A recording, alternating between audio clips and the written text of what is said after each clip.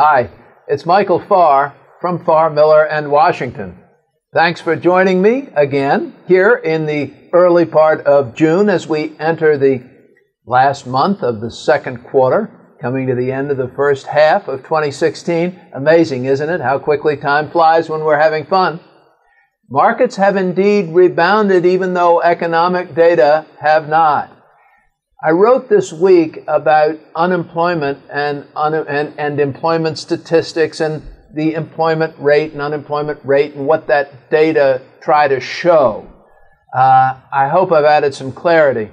Essentially, even though the unemployment rate has been falling, the data really aren't improving, and it really reflects a shrinking and diminishing workforce as opposed to more people employed. And I explain how the data are kind of calculated so that you understand that. Markets have been doing better. The S&P is back above 2,100. The Dow got back above 18,000. Things are holding in fairly well. Returns are somewhere north of 3% so far year to date. Were we to double that and get to 6 or 7%, I don't think you'd hear many complaints from most investors. The price of oil now is back above 50. The 10-year Treasury, 1.66%. These interest rates are still very low and, in my opinion, not going anywhere anytime fast. The euro, it costs you now $1.13. That's gotten a little more expensive, but not a huge shift. Gold is strengthening a bit, $1,268 an ounce. On Wednesday this week, the World Bank lowered its expectations for global growth, and the cut was from 2.9%, which is where they were in January, down to 2.4% today. They cited falling commodity prices. They said that developed economies, like the United States, are having trouble gaining any sort of traction in terms of growth, and these lower commodity prices didn't help. In fact, they took estimates for U.S. GDP from 2.7% at the beginning of the year down 0.8 of a point to 1.9%. Now, you hear global growth from 2.9 to 2.4, and you hear the U.S. 2.7 to 1.9, and you think, well, no big deal. But as a percentage, those are kind of big deals, actually. That's a 17% drop in global growth estimates and a 29% drop in estimates for U.S. growth and GDP growth for 2016.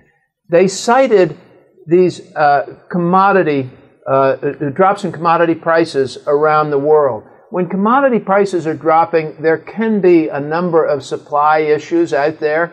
They're very hard to kind of pin down as to exactly why they're moving short term, but there's not a lot of demand. The one thing you know when you have falling commodity prices is that you don't have a bunch of expansion. You don't have a huge amount of construction the way we did in China a few years ago. There's not huge demand for steel and concrete and oil in the U.S. or any of the developed economies. It's all just sort of nudging and plodding along in terms of growth.